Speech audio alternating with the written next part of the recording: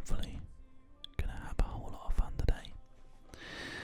This is a new series for the ASMR cast, but those who have come from the CAFcast will probably remember me playing a few games of this. It's a fantastic turn-based strategy game, really enjoyable experience, and actually really, really relaxing to watch.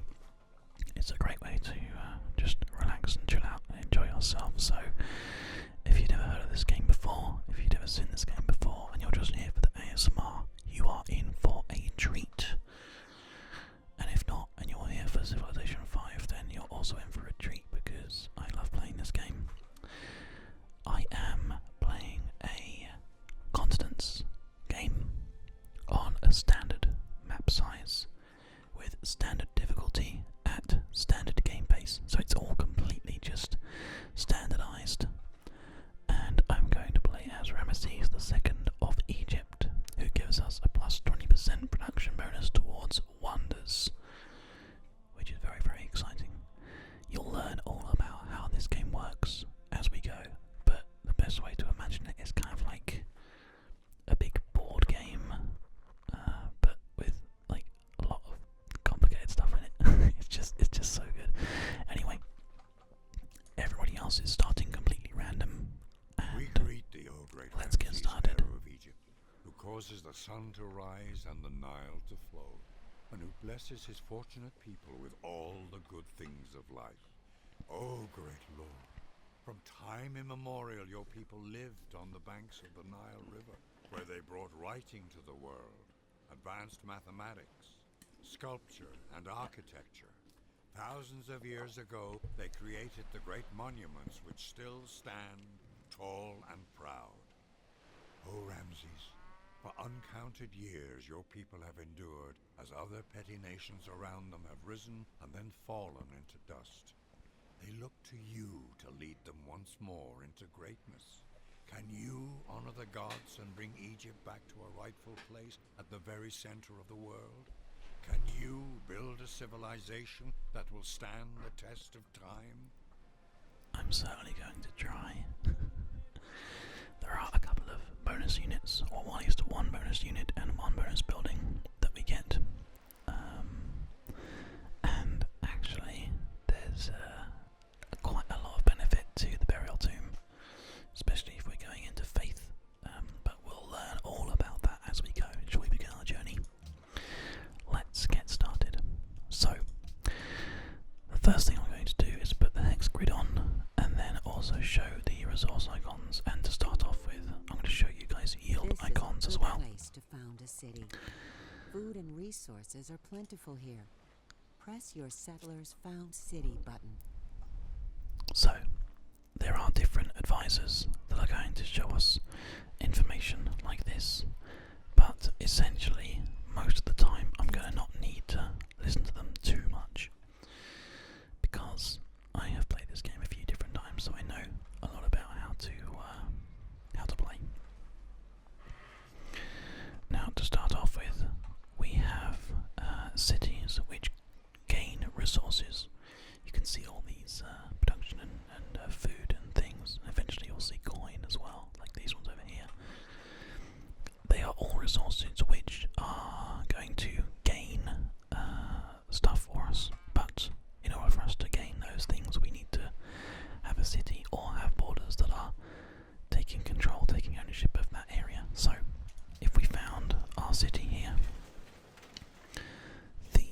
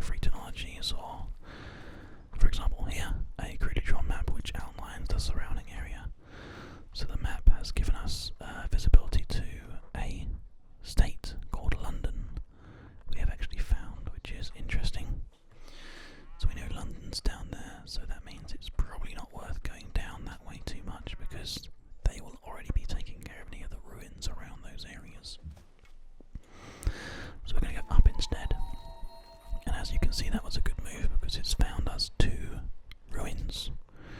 So we'll go on to our next turn and see if we can take advantage of these. We should be able to. As you can see, we got 1. We've discovered a natural wonder, which is Mount Sinai. If we can work that piece, we get 8 faith, which is going to be absolutely vital in this game, because we need faith. Faith is good. Founding a religion is very, very good. And as we get there, I will explain that. So if you're getting lost, don't worry. And that gave us the location of a barbarian encampment, which is that one there. And as you can see, so our land is going to have to stretch out to there, which will be interesting. But for now, we're okay. We're going to just chill out for a day, for a turn, and head up to this other ruin that we found. So we're moving up. Next turn. So you can see we've already played 5 turns. The game does move pretty quickly. There we go. We managed to get a population growth there, which means that Thebes has gained a population, which is good. Because the way that the cities work, they essentially level up in population, which makes them cost more to run, so to speak. But 3 citizens means that 3 of these tiles are being worked, that you can see here. So I don't know exactly how you determine which ones are being worked. I can't remember, but I'm sure someone in the comments will let you know. And then the more of those that you have that are, so that when that gets 10, there's 10 people that can work different tiles in the city, and they make things like you can make things like farms and stuff to increase the output of certain tiles. But again, we'll show that as we go. But for now, we're gonna just head up this way a little bit more to find some cocoa, and then we're gonna sort of like go across here. We can see a barbarian encampment just there, so we're gonna try and not get attacked by him. A nice collection of bits and pieces there as well, which is good. But I'm going to go for a scout, which means my monument has been completed in this city, which is going to get us additional culture, as you can see at the top there. And we have animal husbandry, which is great. So this is something new here, called a trade route. Need to construct a caravan about that, so we will try and do that a little bit later on.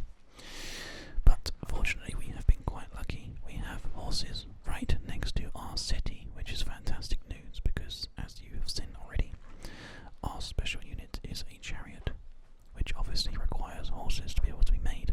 So that's good news. Next we're going to do archery, so we can get an archer built to defend our city as soon as possible. And we're going to send this guy across the river, and we're going to cut into this land that we've got around here, so we can have a good look around. There will also be a scout additionally helping out very soon, which is going to be very useful. But there's also another something around up here as well. Not quite sure who's up there. I don't mind too much about finding out just yet, really, because what's important is trying to find any more ruins that we might be able to gain access to. Here we go. So it's Sejong, the Bios of Korea. I'm pleased to meet you too, my friend. Welcome.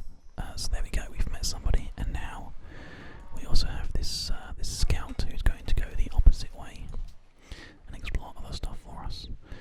Now we've got 6 turns until... No, sorry, that's not correct. Let's just quickly back out of that. 3 turns until an archer is available. So what we will do is we will do 1 more scout, and then do an archer, and then do a worker, because we can do the scout until the archer research has been completed. That'll work out quite nicely for us. We are now able to adopt a social policy, which is great news. We can look at trying to do that now. Now again, these are additional bonuses that you can get. Tradition, liberty, honour and piety. Now as you can see, it tells you some different bits and pieces about these. Tradition is best for small empires, increases the rate of border expansion in cities, and also grants 3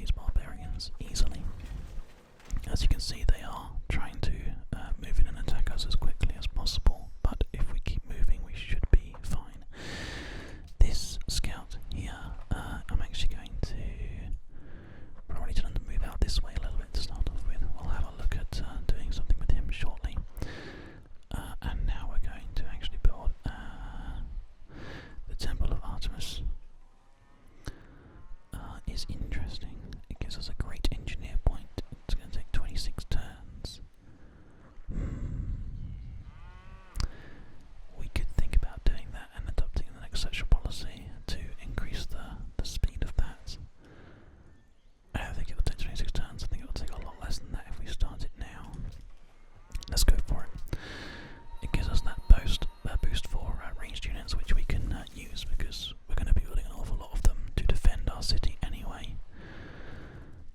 There we go. Elizabeth. We are pleased to meet you.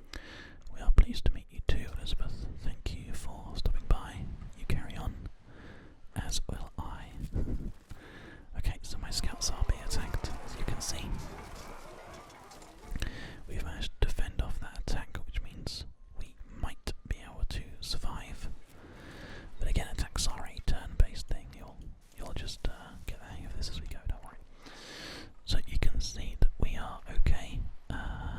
We're actually going to have to quickly move up here, which luckily has meant that we've founded the ruins, but we are injured, so we'll have to gain these ruins and then heal ourselves, which is going to be fine. In the interest of you guys, just so you know what's going on, this screen here, the diplomacy screen, is going to show us who likes us and who hates us. We'll be looking at that screen as we go. We're going to adopt this aristocracy straight away now, which means that 26 turns has jumped straight down to 16 turns. Much, much better. So we can happily live with that, I think. That's going to be absolutely fine. I'm going to carry on making that guy go outwards, and we're going to have to just pop onto here quickly. We discovered a Cerro de Potosi. It's a gold one. And another crudely drawn map, which is showing us, oh, that is a really wealthy part of the world. Very interesting. I think we're going to have to keep on going out and around.